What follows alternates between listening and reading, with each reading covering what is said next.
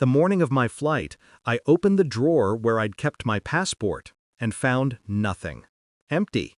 Just the faint smell of my sister's perfume lingering on my clothes. I called her name once, calmly. She didn't answer. My parents sat in the living room, pretending to read the paper, eyes avoiding mine. That silence told me everything. When I finally asked, my father didn't even blink. "Maybe it's a sign," he said. My mother nodded. Some opportunities aren't meant for everyone. I stood there, suitcase half-packed, watching the people I trusted most confirm that they never saw me as someone meant to leave.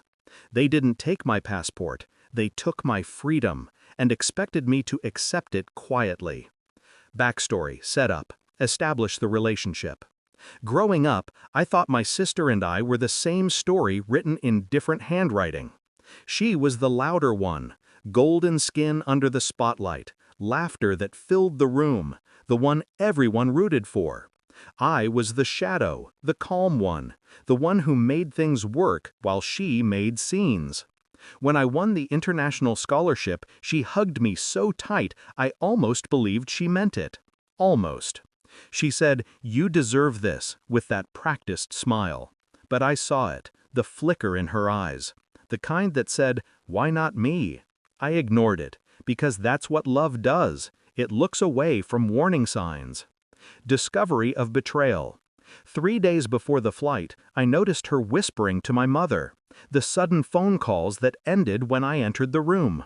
The night before my departure, my passport was in my bag. The next morning, it wasn't. When I confronted her, she cried first, like she always did, and said, "You must have misplaced it." My parents backed her instantly, shielding her from my anger like she was made of glass and I was made of knives. That night, while they slept, I checked her room. The passport wasn't hidden. It was destroyed. Torn into pieces and flushed. I found the fragments in the trash, soaked, ripped, unrecognizable. She hadn't just wanted me to miss the flight. She wanted me to stop dreaming. Shift in mindset. Strategic planning begins. I didn't scream. I didn't cry. I smiled. Because I had expected this. Not the exact form, but the intention. 2 months earlier, I'd applied for a second scholarship. Identical terms, same destination, under a pseudonym I used for research publications. My backup plan. They never knew about it. While my parents pitied me for losing the first chance, I packed quietly for the second. I told them the scholarship board delayed decisions. They believed me. They always underestimated me.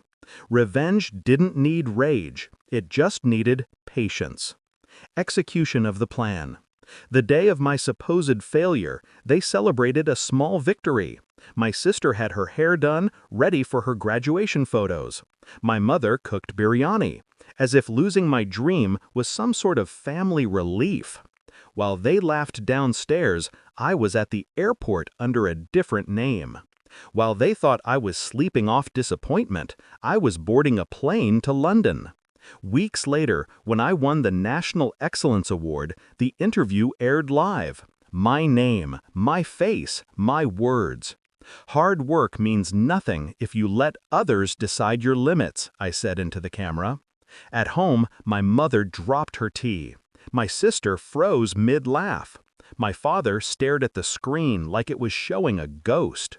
Climax and confrontation. They tried calling. I didn't answer. They sent messages, apologies wrapped in excuses, claims that they meant well.